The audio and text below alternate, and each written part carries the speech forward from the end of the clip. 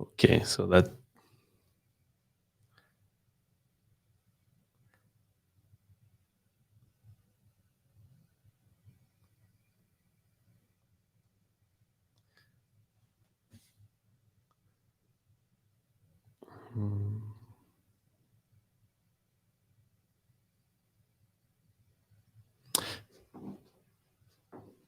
Yes, I will. That's live, but my screen is not shared.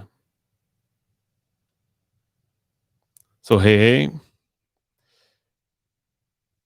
let's try again to share my screen.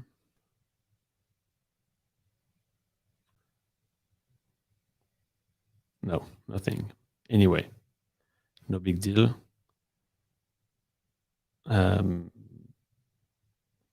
Yeah, I think you're live. We're live, Matt. Are we ready to go? Yeah, yes, looks like. I'm not sure if the sound is working.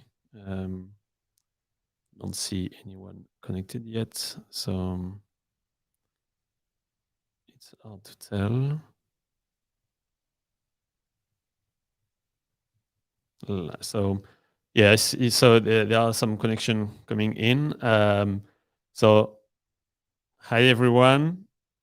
Just want to double check that say hi. The sound is working. You are hearing us.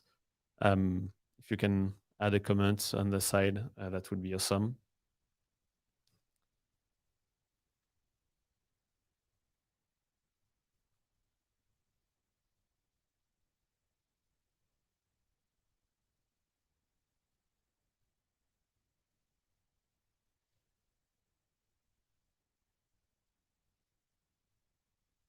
So just waiting to have confirmation that the sound is working on LinkedIn.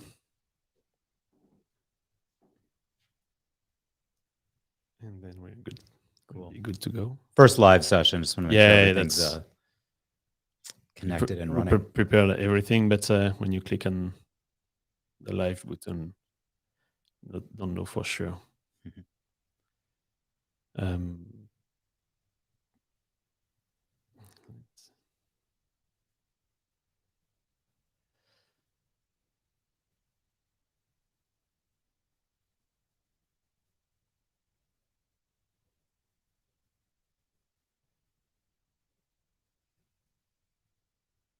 For those joining, we're just double checking the sound, and then we're going to get started.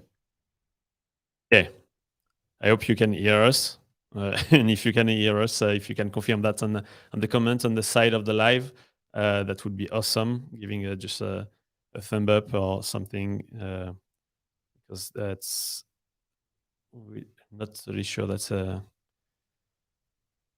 the is going through LinkedIn. The video is for sure, but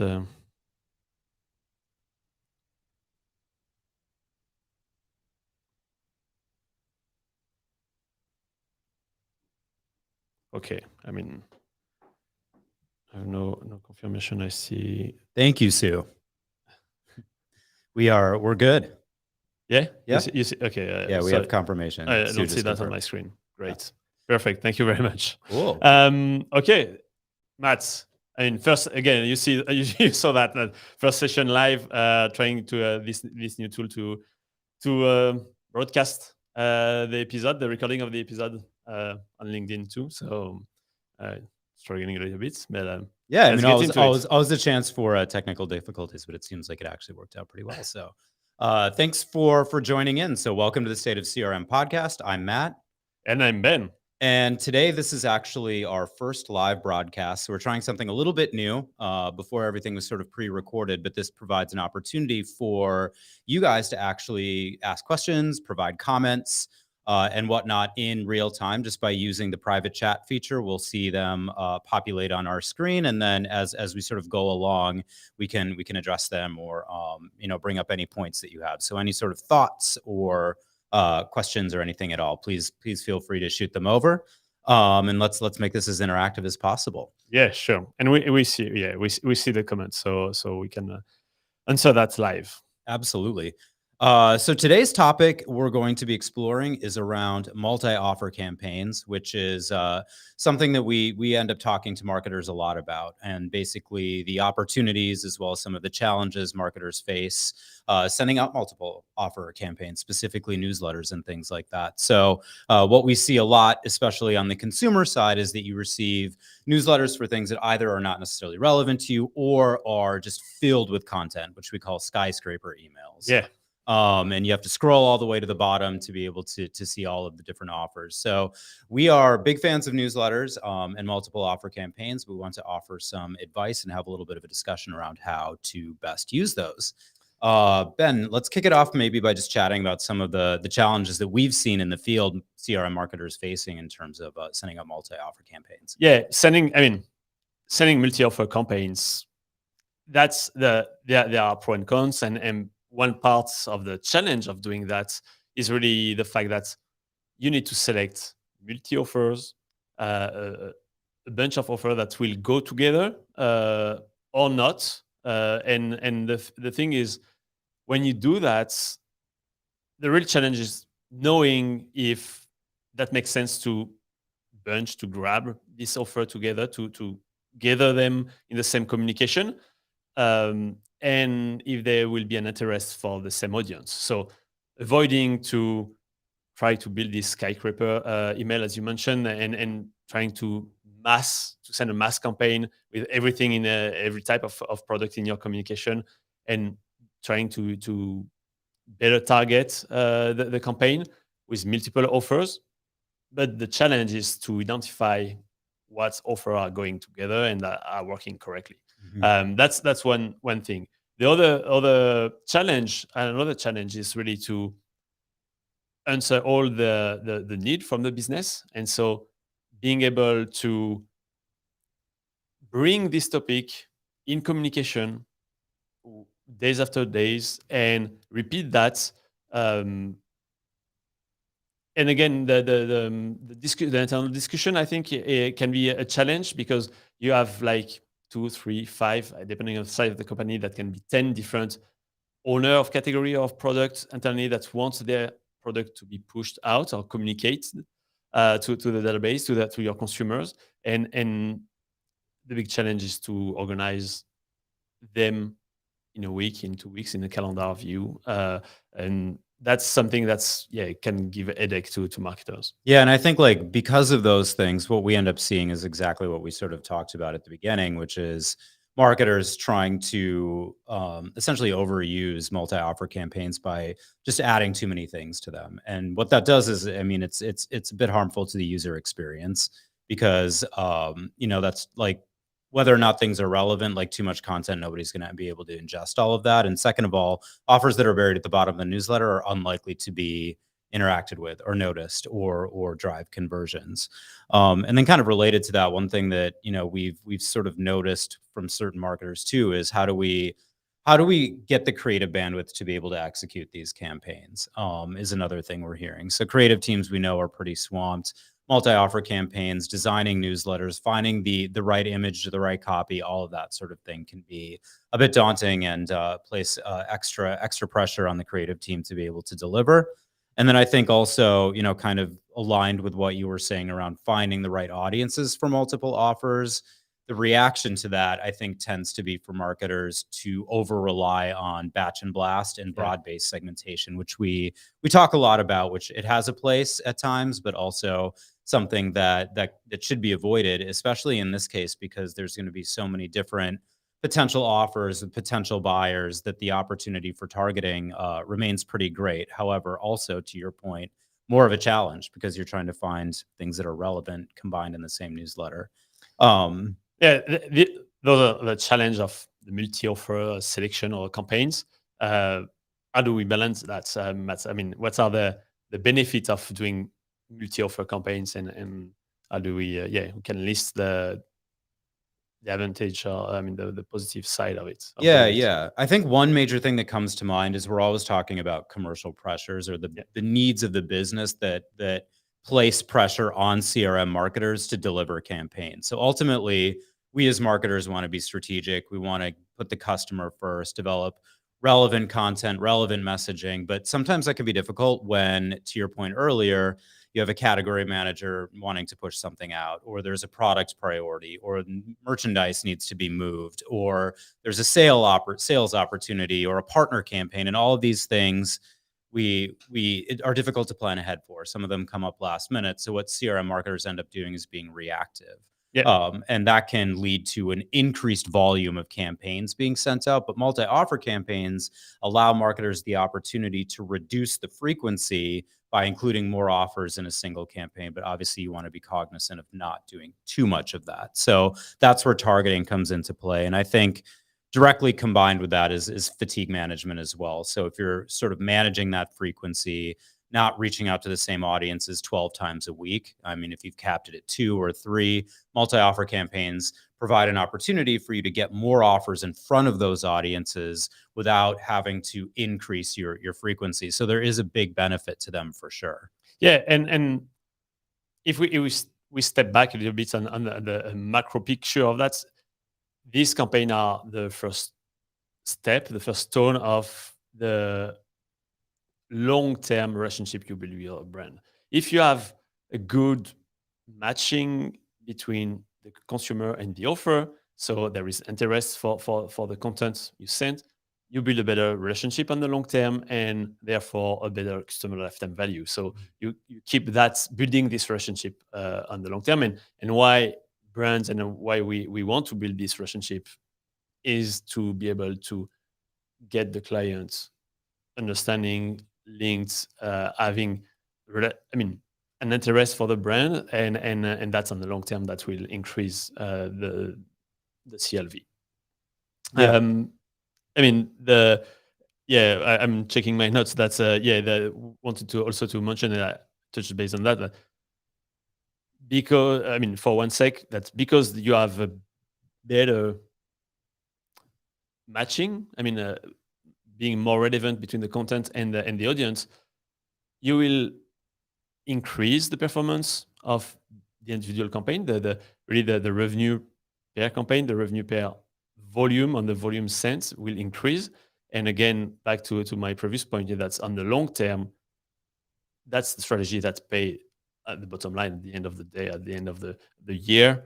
Bottom line, that you'll increase the revenue because you are sending more relevant content to your consumer, building a better relationship with them. And when it's matter to repeat the purchase and to repeat the action and the exchange, I would say, of between the brand and the consumer, this type of relationship lasts longer than just creating fatigue with skyscraper emails. Yeah, so you talked a little bit about some of the challenges, and obviously there are opportunities as well. If there weren't, marketers wouldn't be using this tactic. So what are some of the things that marketers can actually do to be able to tap into the benefit that multi-offer campaigns create while avoiding some of the things we mentioned at the beginning that can be pitfalls? Yeah, the main thing is being able to identify these audiences with the propensity, with the interest for the product, for each and every offer you want to promote. And then the way to do it is to identify who are the audiences, the different, what are the different audiences that have overlap. So that means if you have a big overlap between two audiences for two different offers, there are two actions you can take. Either if you want to promote these two offers right now, you group them in the same communication, even though they are not directly linked. That can be the case. That can be a product and an option of it, or something that is directly linked to the same universe, same category of the product. But that can be products from two different categories, but with the same audience. And because the audience are similar, you should put them together. If you don't want to do that, that means you want to split them in different campaigns, and so give some time between the two campaigns, avoiding to send back to back two different campaigns with two different topics to the same audience. So really, the understanding the understanding of what is the audience, who are the people in the audience with propensity for each offer, will help you to decide gather the products to the offer together, or to split them out in different campaigns and over time. Yeah, I love that thinking too, because what we hear over and over again is, how do we create customer-centric marketing? And that's exactly what that is. It's not coming at it from the product perspective. I have like these 4 things that need to go out. They're all, related to summer, beach, swimwear, etc. Obviously, it's great to create theme content where you can, but thinking also about like, what is it that my audience wants, and how do I target the right things to that audience, which I think is really interesting. And I think that there's really interesting revenue implications that this unlocks as well. Yeah. So, a lot of the marketers that we talk to have very broad catalogs, like hundreds, if not in some cases thousands of SKUs Yeah. that they basically have to address. And what happens is a lot of niche products end up getting very little airtime, because they're sacrificed for either products that have to be promoted due to the commercial pressures we mentioned, or simply products that maybe have more broad appeal or more revenue potential. But what we've found is that niche products, especially in aggregate, have a lot of revenue potential as well. And so if you understand your buying audience, understand what they want, you can include those offers in newsletters in addition to the main like marquee products you want to promote, and unlock opportunities for people who might actually want to purchase those niche products without having to create a bespoke campaign specifically for each one of those. Yeah. I mean, that make me think of two different conversations I had recently. One of those is about incentives. That's the fact that sometime, I mean, that was this morning. That's conversation with the marketer saying that, oh, how do we identify people with interest for an audience, identify identify the audience with an interest for the offer, um, because there is this gut feel that when we send a 10%, 15% off to our consumers, most of them would buy the product anyway. Mm. But we are not sure who are the people interested by the product. So we are sending broad message with an incentive to try to catch attention from everyone. But in this process, we are sure, I mean, the gut feel is that we are sure that we are helping some clients to convert, but some other would have converted anyway without the discount. And so we are giving away some revenue. And this is true. I mean, the thing is that you can, if you are relevant, and if you identify the right audience, and you make the right bundle, the right theme campaign to the right audience, you can get away from all these incentive, discount, reduction offers, because if you have the right match, and really that you find the people with interest for the product, if they have really interest for that, they don't need an extra incentive. And that leads to my second point on the interest of the incentive. So often we have the discussion with clients that say that, okay, how do I find the audience with propensity for 12% of discounts, or 15 or 17, 20%, or who are the people in my database with interest for free delivery, free shipping? The discounts, the incentive is not a product. Yeah. I mean, that's a great marketing tool to increase conversion rates. But in the first place, you need to make a match between the audience and the offer. And the offer is not the incentive. That's the product they will receive. They are not receiving a discount. They're not receiving free shipping. Yeah. They are buying a product that we own. I mean, that can be physical product, that can be digital product, that can be listening to music, that can be buying tickets for a show, whatever. That they are buying something that is not the discount. The discount is coming on top of that to increase the performances of the conversion on the part of the audience. And most likely the audience that is not yet totally convinced, that can shifts to, okay, I'm doing it because of the incentive. But there is a big part of the audience that the audience has no interest in the product, and you can give whatever incentive, they won't buy anyway. And the third part of the audience is the part that has a big interest for the offer, the product, the show, and they don't need the incentive to convert. So when you do an incentive to everyone, basically you are sending an incentive for a part of the population that has no interest anyway and won't convert. So the incentive is doing nothing. A part of the population, top propensity, top interest for the product, that will convert anyway. So you are using an incentive and wasting an incentive and money on that.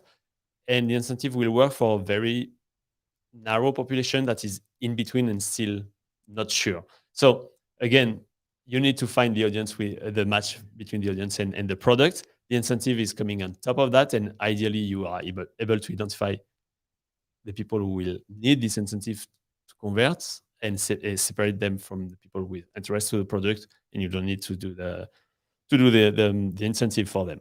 Yeah, it all goes back to audience building and targeting, and in the case of multi-offer campaigns, understanding, to your point, that overlap between buying interest for each offer.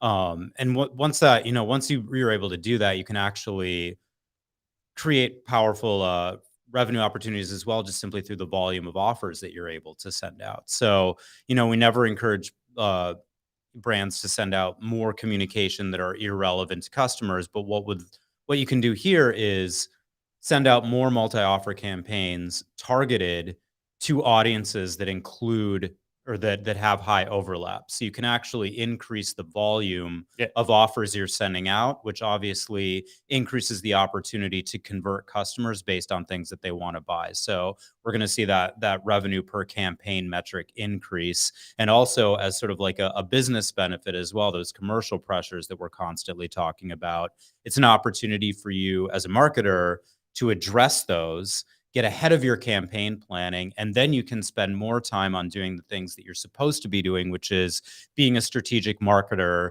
developing a strategy for an effective campaign plan that achieves the goals that you're looking to achieve, and building those relationships with customers over time. So I think there's a big opportunity there for just like simply increasing the volume of offers that you're able to get in front of people, as long as you're targeting them. You don't have to send one huge long newsletter to your entire database. You could send 5 to targeted audiences, and then obviously managing the relative fatigue between, who might appear within each of those, or who might be interested in each of those campaigns, so you're not overdoing it. Yeah, and I know that sounds maybe a lot of work, additional work. I mean, there is, won't lie, there is work to put in motion to make progress and go on this route of making more campaigns. But I mean, every single marketers I'm talking to is saying, I want to be more customer centric. I want to have my customer in the center of my decision. I'm relying on the data to take the decision, and yet we are still seeing all this mass email. And I was talking about the incentive, with only the incentive in the email to everyone, and that's 20% off all website on the store. I mean, no, show the product, showcase the product. I mean, do the extra work to actually be. I mean, you need to do this extra work to actually being able to achieve the goal of being customer centric and provide marketing practice that are customer centric, and the benefit will be, I mean, very important for your consumer, and so very important for your business on the long term.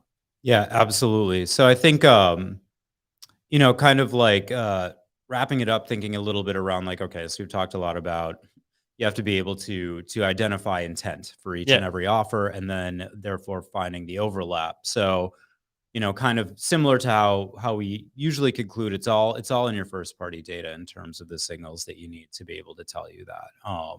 And being able to sort of identify through lookalike modeling or what have you, like who is most likely to be purchasing each and every offer, and then you can do the overlap analysis as well. But all of that is are clues that you can find within your first party data, things that you already have access to. Yeah, the really untapped potential of that practice is in your first party data. I mean, the opposite thing, or the the easy way we can see that is, oh, how do we leverage third-party data?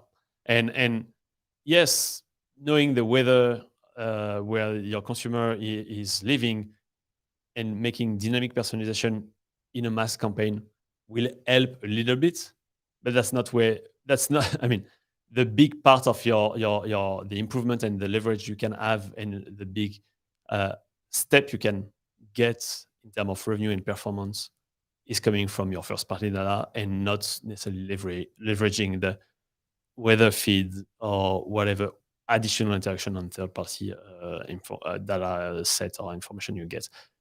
The data coming from the interaction from your brand to the consumer, I mean, gets more information or relevant information to bring more revenue. Yeah, and I think like what we hear a lot too is like, well, my data is not sitting in a CDP. It's not structured the way it needs to be able to do that, but it doesn't need to be. No, Actually, to be able to run this type of analysis, you don't necessarily need to have that identity resolution solution or that single customer view that you're looking for. Your data can tell you a lot, even if you're not in that place. If you are, that's fantastic. Yeah. But I That's think all like, it takes is to start. Yeah. And start somewhere, and that can be small, and you don't need the full thing organized to be able to start. not at all. Cool. Well, I think Yeah, that's all we had for today. I don't know. I mean, let's.